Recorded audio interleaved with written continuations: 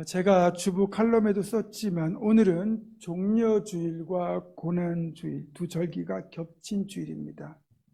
그래서 오늘은 종려주일이 아닌 고난주일에 초점을 맞추어서 설교를 하는데요.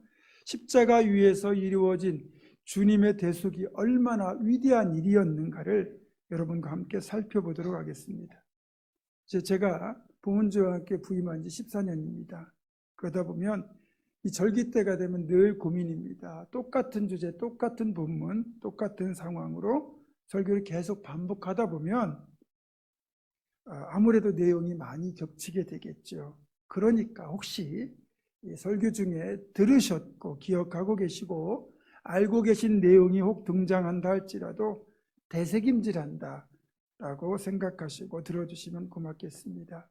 그리고 오늘 설교는 우리 기독교의 가장 중요한 이 구원의 교리, 대속의 교리를 체계적으로 설명하는 시간이기 때문에 성경 공부하신다라고 생각하고 다른 어느 때보다 더 집중해서 귀를 기울이셔야 됩니다. 성경에서 말하는 모든 죄는 일종의 빚, 즉 부채 개념으로 취급됩니다. 우리 주님께서 가르치신 기도문에 들어있는 우리에게 죄 지은 자를 용서하여 주시고 우리에게 죄 지은 자를 용서하여 준 것 같이 우리 죄를 용서하여 주시고 라고 하는 이 주기도문 원문을 들여다보면 헬라어의 정확한 표현은 어떻게 되냐면 우리에게 빚진 자를 용서하여 준 것 같이 우리 죄를 용서하여 주시고입니다. 여기에서 죄에 해당하는 헬라어 단어가 오페일레마인데 이는 경제적인 채무를 뜻하는 단어입니다. 한마디로 말해서 성경적으로 보면 죄에 대한 처벌의 개념이 형사적인 개념보다 민사적인 개념이 더 강하다는 거죠.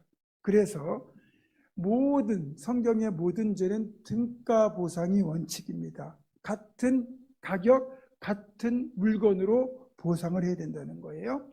예를 들어 소를 훔치거나 소를 죽였다면 그 죄는 소로 갚아야 됩니다. 만약에 양을 훔치거나 죽였다면 양으로 갚아야 되는 거죠. 그렇다면 사람의 생명을 해했다면 어떻게 해야 됩니까? 생명으로 갚아야 되는 겁니다. 그러니까 눈에는 눈, 이에는 이의 원칙이 이에 해당하는 거죠.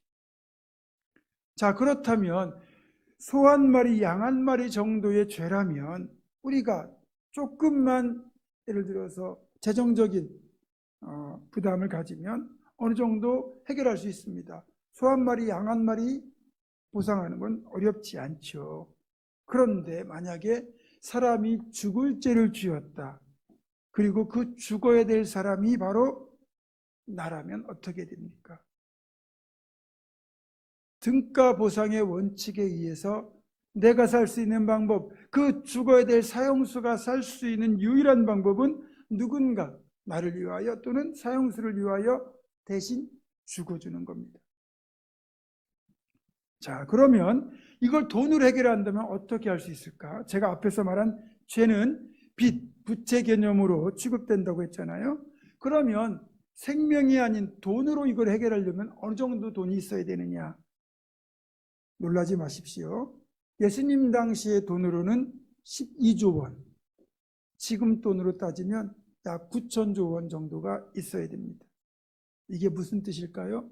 어느 누구도 돈으로는 죽을 죄를 용서받는 길, 사형을 면할 길이 없다는 뜻입니다.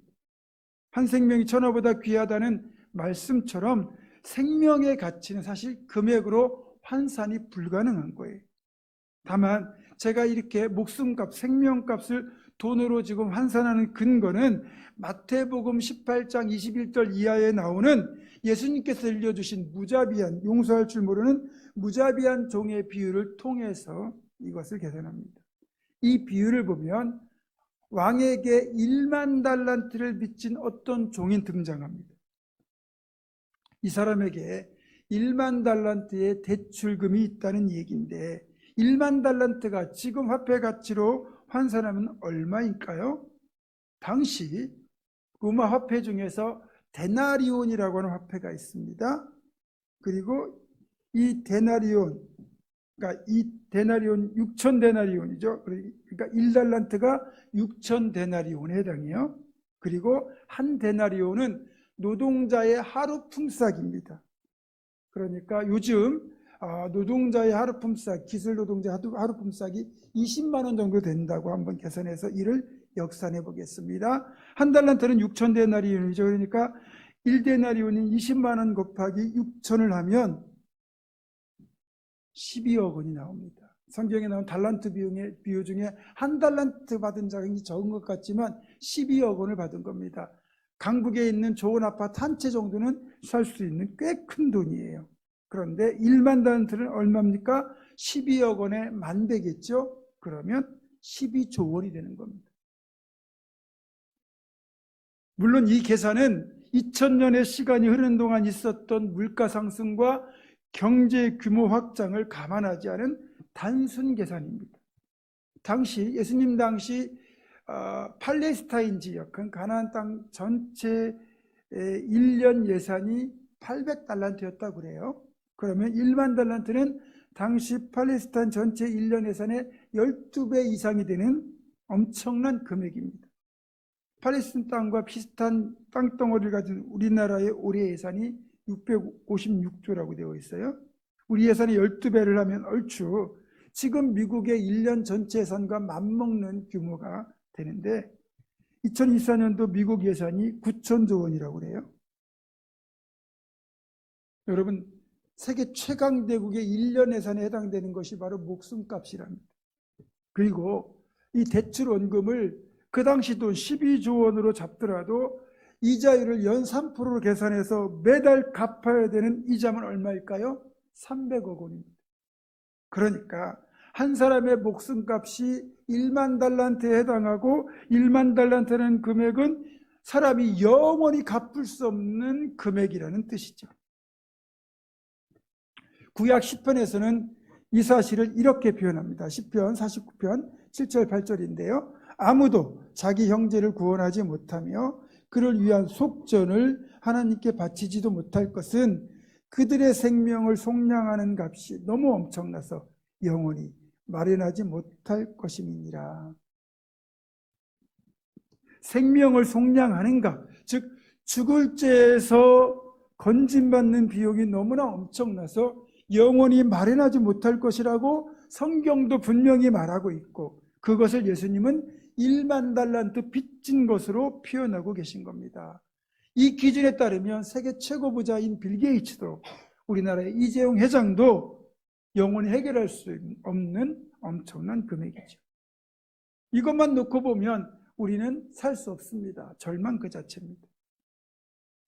어쨌든 우리가 이 죽을 죄, 영원히 멸망받을 이 상황에서 구원받을 수 있는 길은 누군가 1만 달란트를 대신 지불해 주거나 아니면 등가 보상의 원칙에 의하여 내 대신 죽어줄 때만 가능하다는 거죠. 그래서 이때 등장하는 신학적 용어가 바로 대속, 남의 죄를 대신 감당하여 속죄하는 것입니다. 성경에 보면 대속을 다른 단어로는 속량 또는 구속이라고 표현하기도 하는데 구속이라는 단어는 사실 죄를 짓고 오게 갇히는 구속과 발음이 똑같아서 저 개인적으로는 대속이라는 단어를 더 좋아합니다. 자, 지금부터 이 대속, 제가 이 성경적인 대속이 어떤 것인지를 자주 설명하는 방식인데 한 번 더 귀 기울여 들으시기 바랍니다. 자, 아담 이후에 태어난 사람은 어느 누구도 죽을 죄가 없는 사람은 없습니다. 로마서는 이 사실을 분명히 밝히고 있습니다. 로마서 3장 23절이에요. 모든 사람이 죄를 범하였음에 하나님의 영광에 이르지 못하더니 또 5장 12절입니다. 그러므로 한 사람으로 말미암아 죄가 세상에 들어오고 죄로 말미암아 사망이 들어왔나니 이와 같이 모든 사람이 죄를 지었으므로 사망이 모든 사람에게 이르렀느니라. 창세기 3장을 보면 인류의 조상인 아담과 하와가 하나님의 명령을 어기고 금단의 열매를 따먹습니다. 그렇게 범죄했던 그 결과로 죽음이 들어오게 되죠. 그 죽음의 저주를 받은 아담의 모든 후손들은 태어날 때부터 죽을 죄를 가지고 태어나는 운명이 되었습니다. 우리가 태어날 때 내가 성별을 결정하는 것도 아니고 부모를 결정하는 것도 아니고 성씨를 결정하는 것도 아닙니다. 내 부모를 따라서 그대로 내가 물려받는 거예요. 그것처럼 우리는 내가 죄를 지으지 않았다 할지라도 이미 죽음의 저주, 죄의 저주를 가지고 있는 아담의 후손으로 태어났기 때문에 태어날 때부터 이 죄와 죽음의 저주를 가지고 태어나는 겁니다. 태어나면서부터 이미 우리는 사형수의 신분이 되는 거예요. 자, 그렇다면 이런 우리를 누가 죽음의 저주에서 건져내어 구원해 줄 수 있을까요? 여러분들 중에서도 모성애나 부성애가 아주 강력하신 분들은 적어도 내 자식을 위해서만큼은 내가 죽어줄 수 있을 것이다. 내 남편을 위해서는 못 죽어줘도 내 새끼를 위해서는 죽어줄 수 있을 것이다. 그렇게 생각하고 행동하실 분들이 있을 겁니다. 정말로 내가 사랑하는 사람을 위해서 죽어줄 수 있는 마음도 있을 것이고 실제로 그렇게 행하는 경우도 종종 있습니다. 세상의 법에 따라서 등가 교원의 원칙에 따라서 대속이 처리된다면 이것이 가능하겠죠. 그러나 하나님과의 관계성이라는 신학적 측면에서 보게 되면 한 사람도 예외 없이 다 사형수에 해당하기 때문에 다른 일을 위하여 대신 죽어줄 자격 자체가 없다는 게 문제라는 겁니다. 세상의 법에서는 내가 대신 보상을 해줄 수도 있고 대신 형벌을 받을 수도 있을 겁니다. 그러나 하나님과의 관계란 이 성경적인 대속의 원칙에서 보면 내가 대속을 해줄 자격 자체가 없는 거예요. 내가 죽을 죄인인데 내가 사형수인데 누굴 위해 대신 죽어줄 수 있겠습니까? 또 돈으로 해결하려고 한다 하더라도 9천조 원이라는 돈을 마련할 길도 없고 그런 돈을 가진 사람도 없고 그런 자격이 있는 사람이라 할지라도 내 대신 돈을 지불해 줄 일도 없고 대신 죽어줄 일도 만무하고 결국 우리 모두가 빠져나올 수 없는 사망의 늪에 빠진 불쌍한 존재들이라는 겁니다. 자, 지금 저는 계속 절망적인 상황은 말씀드렸어요. 그렇다면 우리에게는 희망이 없는 걸까요? 우리가 살 수 있는 길은 없는 걸까요? 어떻게? 방법이 없을까요? 딱 한 가지 길이 있습니다. 일단 이 방법이 충족되려면 두 가지 조건이 먼저 해결돼야 됩니다. 하나는 죄가 전혀 없는 사람이 있어야 돼요. 두 번째는 그 사람이 나를 대신하여 죽어줄 의향이 있어야 된다는 겁니다. 하지만 제가 앞에서 언급한 것처럼 우리 사람들 중에는 어느 누구도 죄가 없는 사람이 없어요. 나를 대신하여 죽어줄 의향이 있다 할지라도 죄가 없는 사람이 없기 때문에 이것이 성립이 되지 않습니다.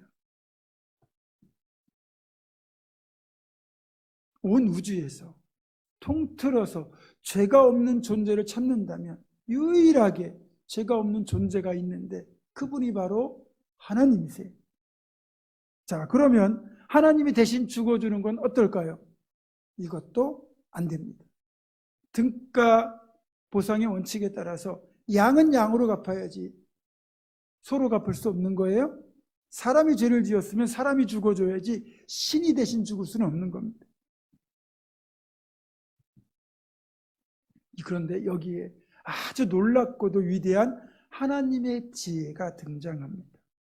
하나님으로서는 사람을 대신하여 죽어줄 수 없지만 적어도 그 하나님이 사람이 되신다면 하나님은 죄가 없으신 분이기 때문에 하나님이 사람이 되면 그 사람은 전혀 죄가 없는 사람이 되는 것이고 만약 그 사람이 대신 죽어준다고 한다면 그 사람은 대신 죽어줄 자격, 즉 대속의 자격이 있는 겁니다.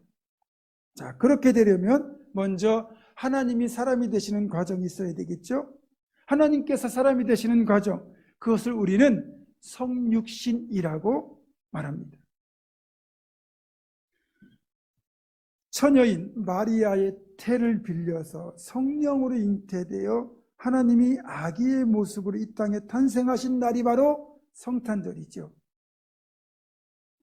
그리고 그렇게 오신 분이 바로 우리 예수님이십니다. 사실 창조주이신 하나님이 사람의 몸을 입고 이 땅에 오셨다는 것 자체가 창조주의 엄청난 낮아지심입니다. 어쨌든 그렇게 마리아의 태를 빌려서 탄생하신 예수님은 아담의 죄를 물려받지 않은 죄가 없는 유일한 사람이 되신 겁니다.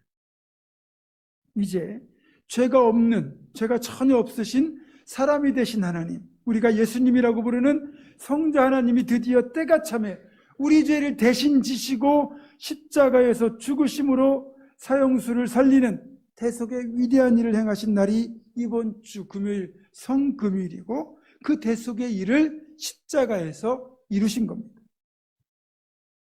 하나님은 에덴의 타락 직후에 이미 이런 대속의 일을 선포하셨고, 또 여러 선지자들의 입술을 통하여 이 대속의 일을 친히 이루실 것을 약속하셨습니다. 특별히 이사야 선지자를 통해서는 이렇게 말씀하셨죠. 이사야 53장 5절과 6절입니다. 그가 찔림은 우리의 허물 때문이요 그가 상함은 우리의 죄악 때문이라. 그가 징계를 받음으로 우리는 평화를 누리고 그가 채찍에 맞음으로 우리는 나음을 받았도다.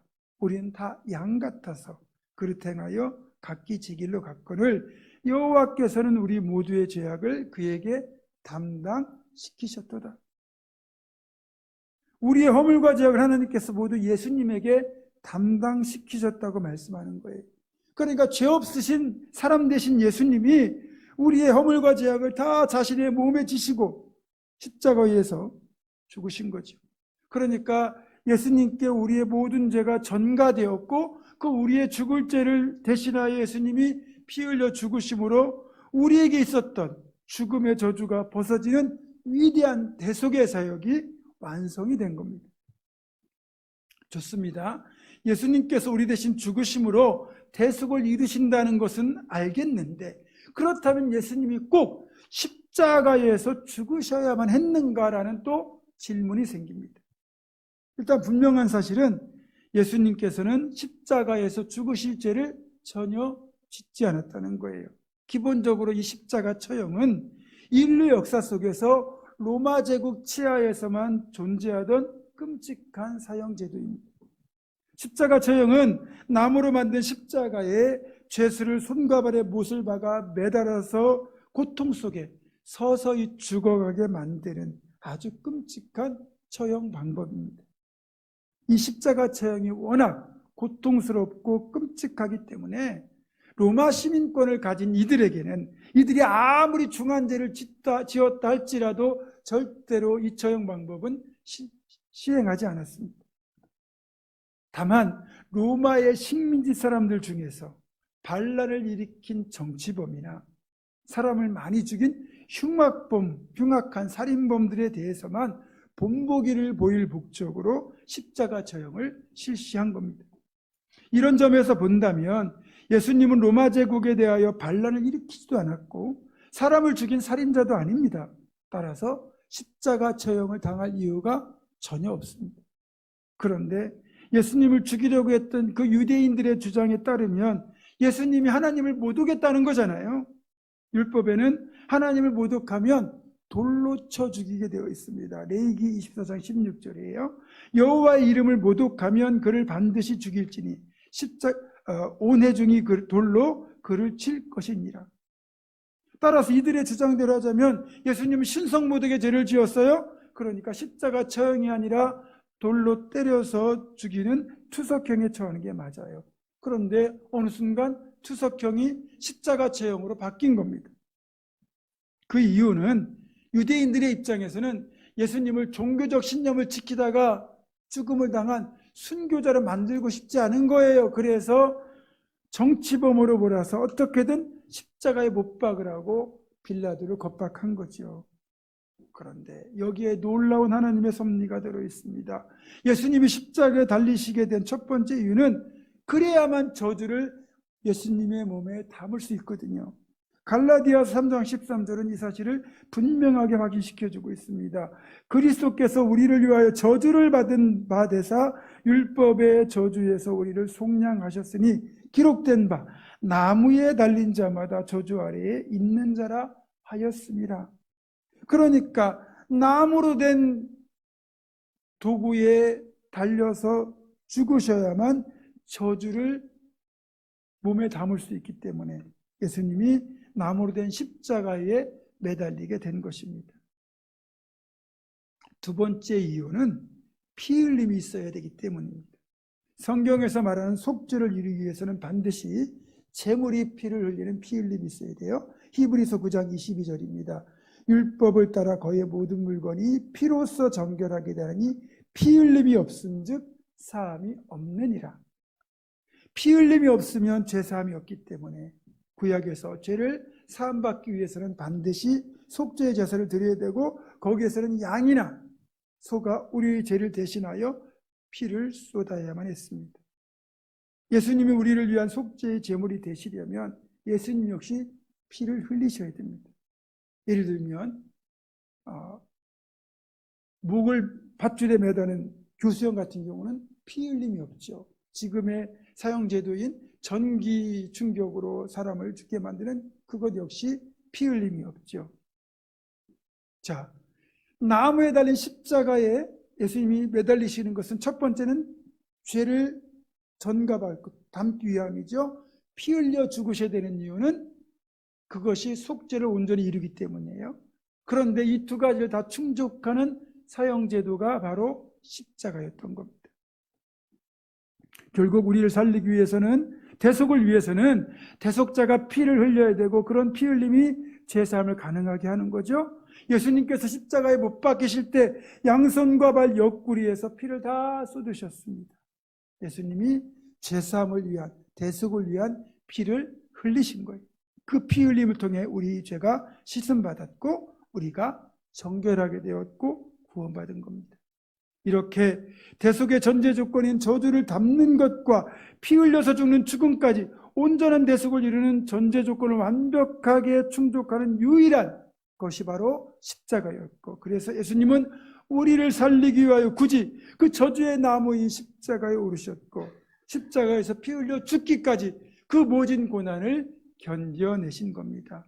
그리고 온전히 우리를 위하여 대속을 이루셨습니다. 그래서 주님이 십자가에서 마지막 했던 말씀이 뭡니까? 다 이루었다 아닙니까? 앞에서 불렀던 찬송가 263장 이 세상 험하고라는 찬송의 원래 가사는 이렇습니다. 영어로, 제가 짧은 영어지만 읽어보겠습니다. I hear the Savior say, Thy strength indeed is small. 주께서 내게 말하심을 듣습니다. 너의 힘은 참으로 약하구나. Child of weakness, watch and pray. 어린아이처럼 연약한 자여 너 깨어 기도하라. Find in me thine all in all. 내 안에서 모든 것을 찾으라. Jesus paid it all to him I owe. 예수께서 모두 지불하셨습니다. 나는 그에게 모든 것을 비쳤습니다. Sin had left a crimson stain. He washed it white as snow. 제가 남긴 붉은 얼룩을 그가 눈처럼 희게 씻으셨습니다. 사실 찬송가는 조금 밋밋하게 번역이 되었는데, 원래 이 찬송가는 하나님께서 내게 말씀하시고 주님이 어떻게 그 일을 이루셨는지를 신학적으로 설명하는 내용이 잘 설명되어 있습니다. 한마디로 말하면 예수님께서 모든 것을 지불하셨다는 Jesus paid it all 라는 이 표현이 정말로 중요합니다. 예수님께서 자신의 생명을 우리 대신 지불하시고 그 1만 달란트를 자신의 생명으로 대신 지불하심으로 우리를 대속하셨다는 거죠.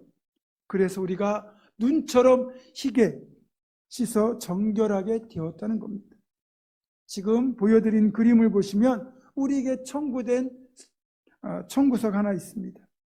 왼쪽에 보면 죄, 범죄, 고통, 과거의 잘못, 또 거절과 애로움, 죄의 노예가 된 것, 영적인 죽음까지 우리에게 너무 많은 것들이 청구되었는데, 여기 청구된 어떤 항목도 우리는 지불할 능력이 없어요. 그런데 예수님이 이 모든 비용을 다 지불하셨고, 그래서 모든 것이 해결되었다고 청구서 밑에 나와 있습니다. Jesus paid it all. 그리고 이 사실을 핵심적으로 정리한 구절이 바로 오늘 성경 본문 친히 나무에 달려 그 몸으로 우리 죄를 담당하셨으니라는 말씀입니다. 여러분, 우리가 식당에서 밥을 먹고 있는데 어떤 지인이 우리를 알아보고 밥값만 내어줘도 참 고맙지 않습니까?